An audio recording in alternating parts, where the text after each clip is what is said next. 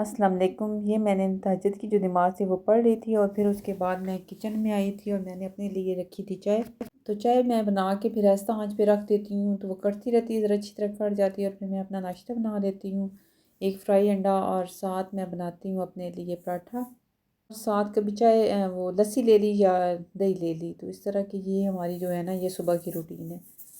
तो मेरे घर पाकिस्तान में इस तरह होता था कुछ साल पहले कि हमारी एक मामी है, अल्लाह उनकी लंबी उम्र करे, तो वो इस तरह करती थी कि सबको उठा के उठाती थी सुबह रोज़े के टाइम। एक बड़ी सी हवेली है तो उसमें सबके अलग-अलग पोर्शन है, तो 4-5 घर वहाँ रहते थे। तो फिर हमारी मामी सुबह आके सबके घरों में उनका काम था कि वो उठाती थी। दूसरा ये था कि जिस दिन जुम्मा होता था तो उस दिन नमाज़ तस्बीह का उनको बड़ा होता था कि वो सबको बच्चियाँ जो होती थी उन्हें कह के तो सबको वो जो था नमाज तस्बीह पढ़ाती थी। ऐसे जितनी भी इबादत होती थी साल में जब कोई होती थी, रात इबादत की होती थी, तो सब मिल के वहाँ जितने भी घरों में सब थे तो इकट्ठे एक जगह होके तो सब इबादत करते थे। और दूसरा ये था कि हमारे सामने तंदूर था और वो सुबह रोज़े के टाइम भी ना रोटियाँ वहाँ लगती थी। तो वहाँ घरों में ही दही जमाई जाती थी, लेकिन किसी दिन नहीं होती थी तो साथ ही बाज़ार था तो वहाँ से सुबह किसी न किसी को भेज के तो दही मंगवा लेते थे। और जब शाम का टाइम होता था इफ्तारी का, तो तब ये होता था कि सिन में चारपाइयाँ लगा के तो सब बैठ के वहाँ और सारा कुछ जो है, तब वो पकौड़ों की तैयारियाँ जो बाकी तैयारियाँ होती थी वो 3 बजे से शुरू हो जाती, 3-4 बजे से।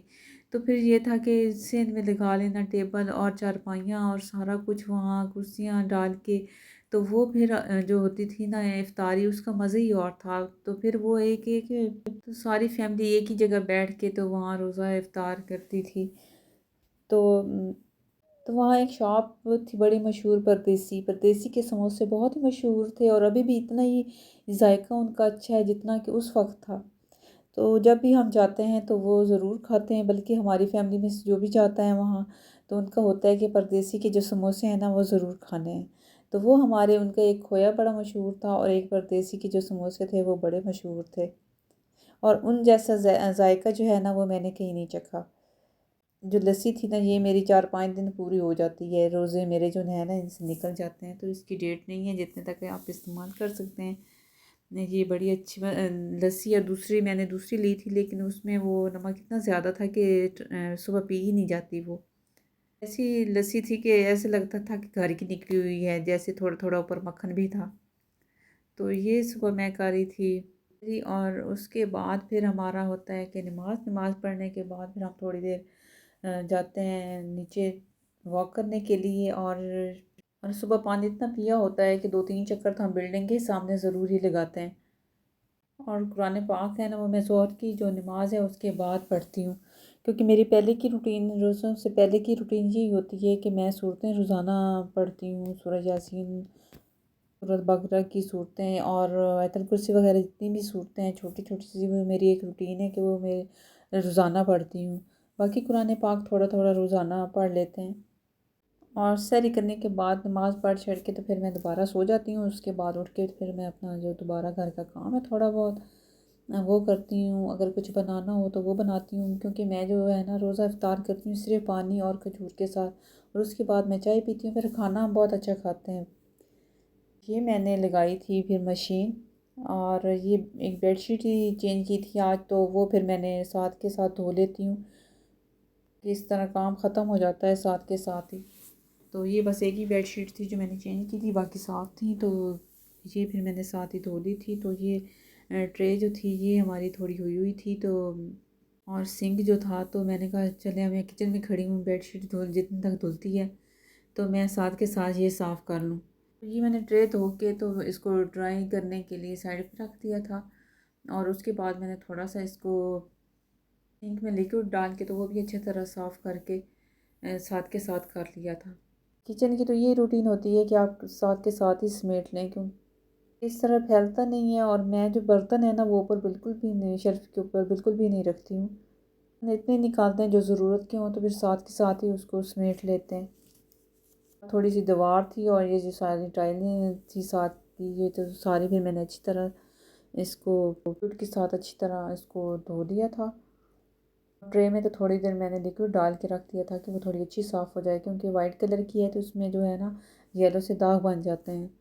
तो ये हफ्ते में मैं एक दफ़ा धोती हूँ। वैसे तो ये साफ़ ही होती है, कोशिश होती है कि जो ही पानी इसमें नीचे गिरे तो वो साइड पे करके तो उस पानी को निकाल दें, तो फिर बर्तन उसमें रखें। सिर्फ जो ज़रूरत के बर्तन होते हैं वही इसमें रखती हूँ, बहुत ज़्यादा बर्तन मैं इसमें नहीं रखती। अगर कोई मेहमान आ जाए तो ज़ाहिर है फिर बर्तन बहुत ज़्यादा हो जाते हैं, तो फिर काफ़ी सारे निकालने पड़ते हैं। लेकिन कोशिश यही होती है कि अगर मेहमान ना हो तो ये थोड़े बर्तन ही इस्तेमाल और साथ के साथ ही समेट लें, क्योंकि फिर बाद में भी तो खुद ही समेटना होता है।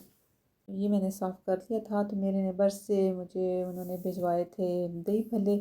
तो उन्होंने दही भल्ले जो भिजवाए थे उसके साथ उन्होंने अलहदा से सारे जो मिसाले थे, चटनियाँ थी, भिजवाए थे कि अपनी पसंद का आप डाल दीजिएगा उसमें। तो वो बड़े मज़े के सामने जो है मेरे नेबर, वो बड़ा अच्छा बनाते हैं दही भल्ले। तो वो अक्सर जो है ना ऐसी चीज़ें जो बनाएं तो वो ज़रूर भिजवाते हैं।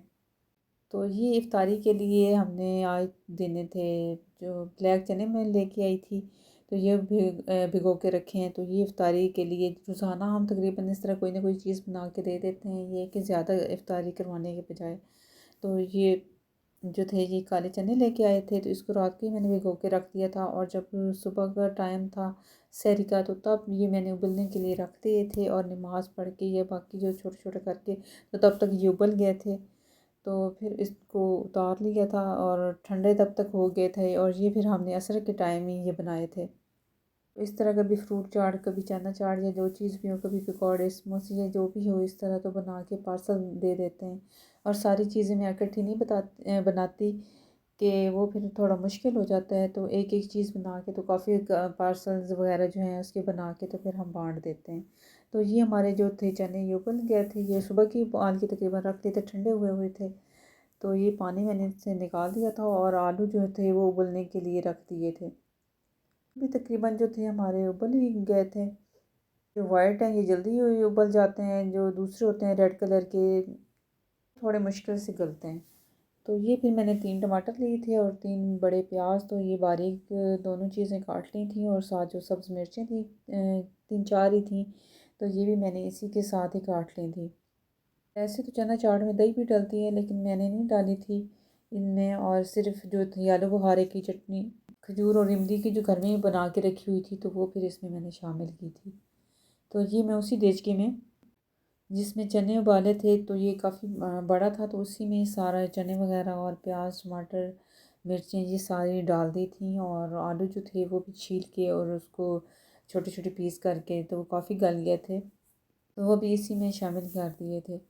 तो फिर उसके बाद इसमें जो चाट मसाला था वो मैं डाला था, और चटनी डाली थी, और थोड़ी सी जो है काली मिर्च वो डाली थी, क्योंकि चाट मसाले में जो होता है नमक वैसे भी थोड़ा ज़्यादा होता है, तो इसमें मैं कम ही डालती हूँ। और ये सादा सा बहुत मज़े का ये बनता है। तो इस तरह फिर जितने भी हमारे जो हैं पार्सल बन जाते हैं, तो इस तरह हमारा तकरीबन रोज़ाना के ये है कि बना के तो फिर दे देते हैं।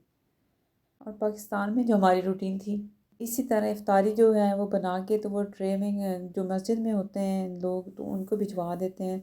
तो वहाँ तो तकरीबन रोज़ाना ये होता है कि मस्जिद में जो है इफ्तारी भिजवा देते हैं।